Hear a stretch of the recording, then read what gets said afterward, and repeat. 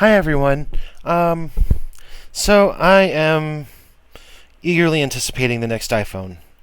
The problem is, as everyone knows, um, Apple has been rumored to have dropped the 35 millimeter headphone jack.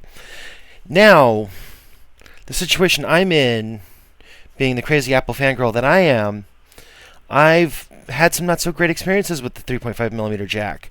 I used to live in New York, and when I would keep my phone in my bag or in my pocket, I would bend over, and next thing I know, I'm hearing Neil deGrasse Tyson's voice in only one ear. And that's terrible. Or something would get crossed, and suddenly volume would go up and down. And I'm not even talking about shaky connection. The volume up, volume down would start spazzing. Would start, having a bit of a problem. So what's been puzzling me is that no one seems to have done a very simple test of putting pressure on a 3.5 millimeter jack versus a lightning cable. Now, as you can see here, we can see crack on the housing. We can see strain problems on this cable, which is why I don't particularly feel bad about abusing this cable. I am aware that this is one of the many reasons why people are pretty not thrilled with Apple for doing this, or at least rumored for doing this. But where there's smoke, there's usually fire or arson. So let's see where this goes. I'm going to start with 3.5 millimeter jack end.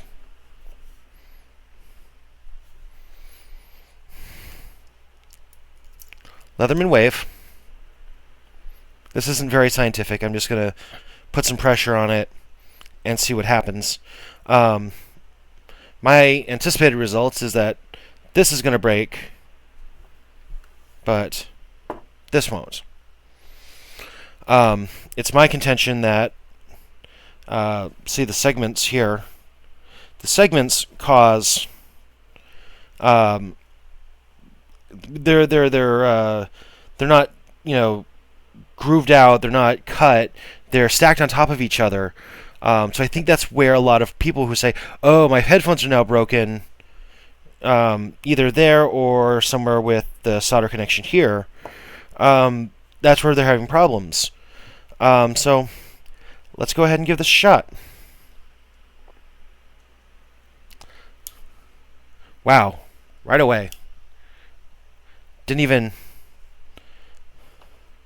offer any resistance.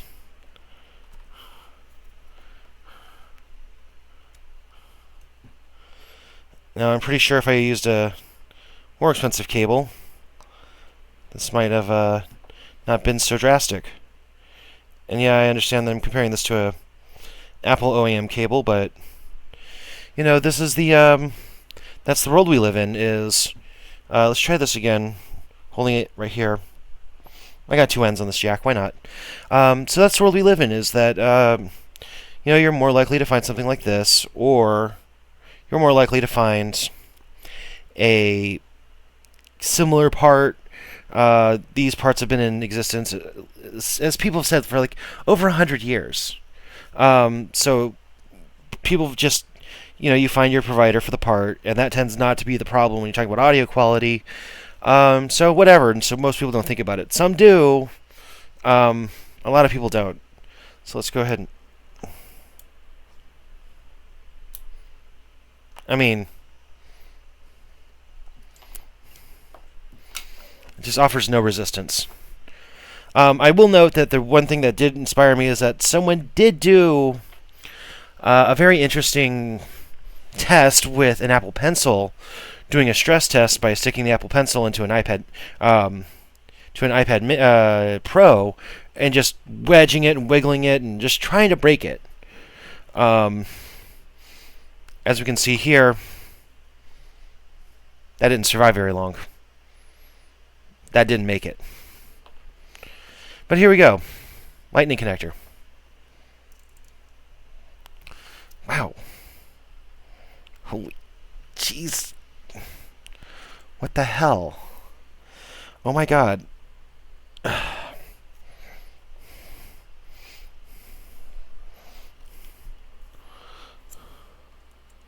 Try holding the tip.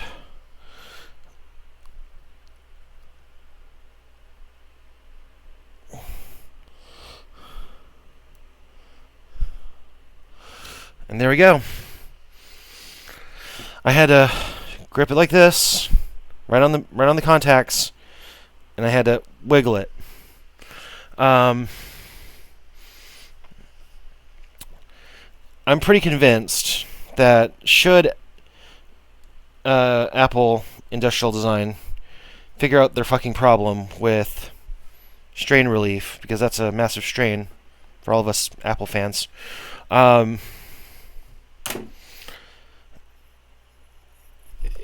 I'm really hoping that they get this figured out, because it looks like if I had a bet on which connector I'd rather bet on, betting on the Lightning cable.